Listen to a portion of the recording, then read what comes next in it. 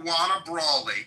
And so when we talk about putting child molesters in prison, no one wants child molesters put in prison more than the people in this room. But when it comes to falsely accusing people, taking people you know are innocent and getting them put in prison just out of sheer partisan hatred, it's 100% the progressives in the room that are responsible. So read the link if you think I'm exaggerating, JB. Well, Tomato, I don't want to... See, here's well, I don't know if it's a problem. It's just maybe an issue with me. Is making these groups, the Democrats or the Republicans or MAGA, as monoliths, right? Because not all Democrats think the same. God knows I don't. I'm probably going to get excommunicated out of that party. But we're not all the same. We don't have the same thoughts. So, I think here's where the problem really is. This whole conversation shows the division in our country.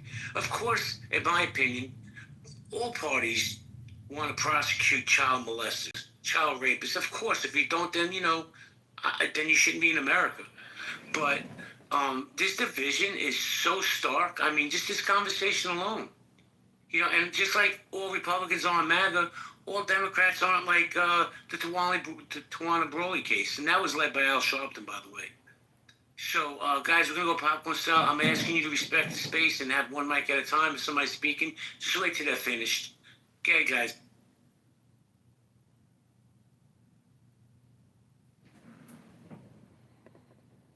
Bueller.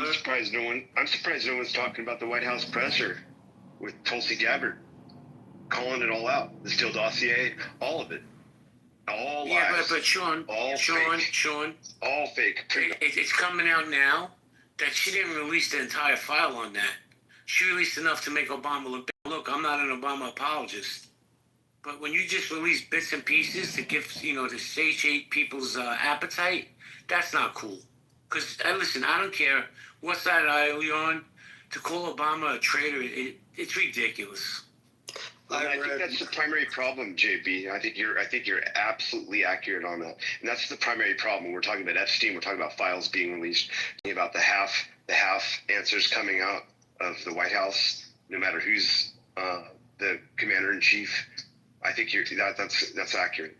I read all 144 pages of the release. It's exactly what she said it is. But did you hear? You read the release. But did you hear what I said? From what I understand, Alan, not everything was released. But go ahead. Yeah, well, yes, I understand that, and I understand your skepticism. I was skeptic as well.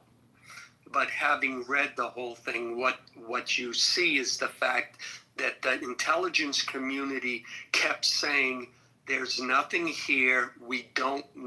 Russia is not only is Russia not capable of doing this, but they're not going to have any effect on the election. And suddenly Obama has a meeting, and suddenly it's well, we have to put out a report not discussing if they did something, if they affected the election, but that they did, contrary to what the intelligence community was saying. And so the good little minions came out and said, okay, I guess this is what our president wants. And that's the report that came out. And that's the narrative that was used to undermine the presidency. The question is, if you have all of your intelligence community, except for James Comey, and we know why he objected to the reports, after his own FBI said there's nothing there. So wait, Alan, hold on, respectfully, man. Yeah, sure. And this is a point that's been brought up 1,000 times in just this space alone. What does that have to do with Trump and Epstein?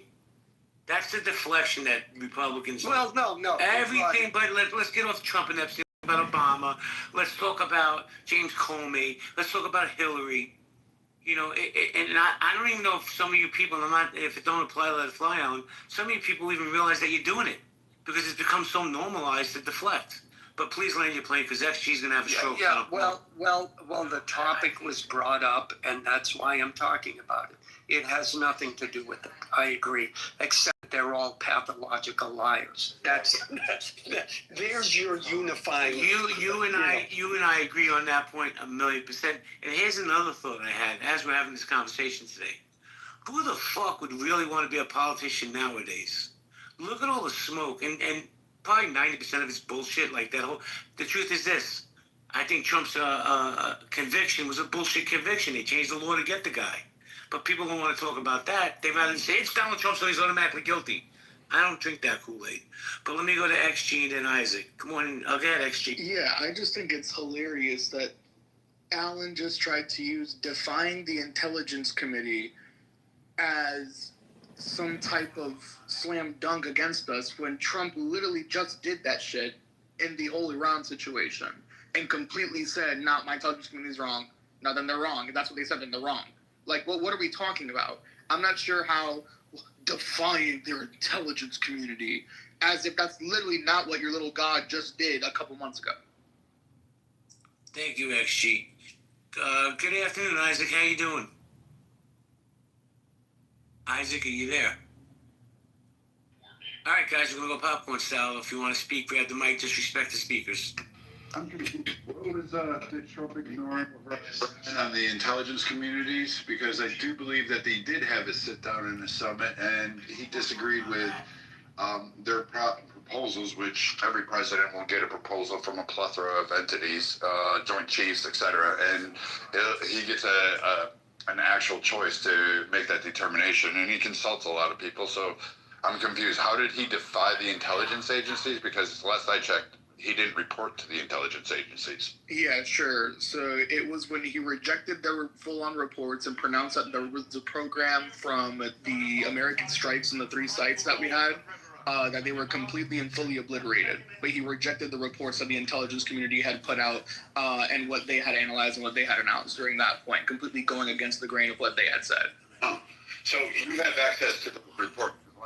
You don't, I don't, nobody does, and we actually don't. And the only way that information was leaked out, when you actually follow that rabbit hole down, it says anonymous source, and it was quoted by CNN, I believe, that said, hey, anonymous source at the White House or at the intelligence agency tells us, which leads me to believe that probably not, because there wasn't a full press release. And I think there's a difference what I'm reading between... is that a U.S. intelligence report suggests that Iran's nuclear program has been set back only a few months after the U.S. strikes and was not completely and fully obliterated, as President Donald Trump had said, according to two people familiar with the early assessment. It's coming from AP. So I'm not trying to use like a CNN or one of them little fucking like news shows or whatever. I'm just going off AP. I'm trusting this president. Hold on a second. So XG, let's say it wasn't a success. Is this man supposed to come out and say, oh, we fucked up, it wasn't a success? I don't give him smoke for that. And by the way, the Iranian government has come out and has said that I think 80 to 85% of their nuclear capability has been eliminated. But okay, before I go to Brad and Alan, to the other mods, Jordan, Nye, Sid, are you guys there? Nye? Yeah. I gotta go. I have a real life. Okay, you guys want to keep it open? Yeah, thank you. All right, so I'm gonna go, guys, play nice, and I'll see you later.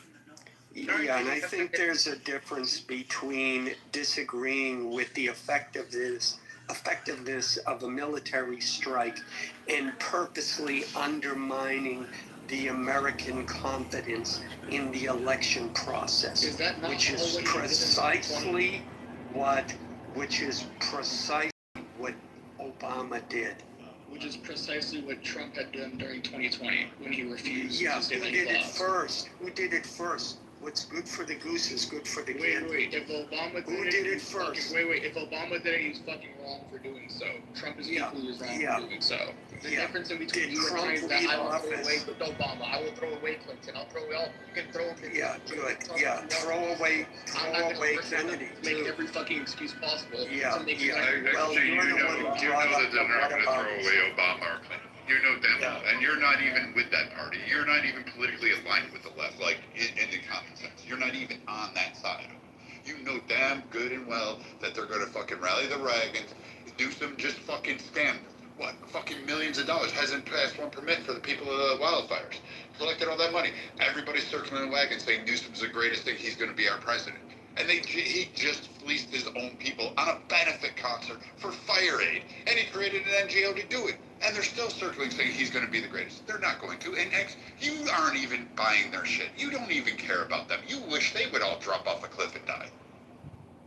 Wait, I completely agree with you, Brad. I'll put it in one sense. I wish that half my party would jump off a cliff and die. Absolutely. No doubt about it.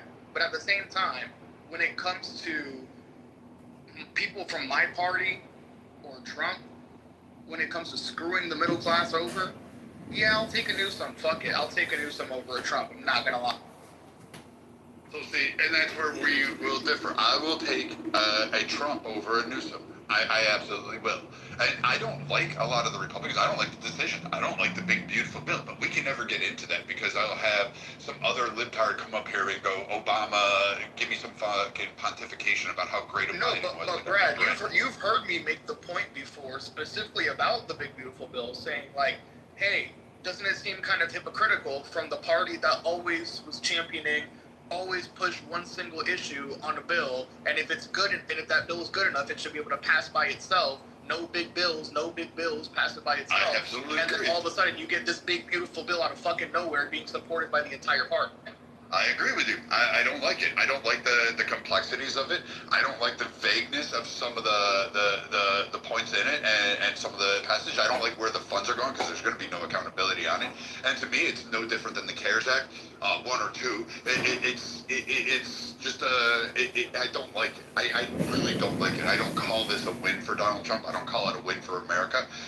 Is the party going to get a lot of what they wanted? Yeah, you are.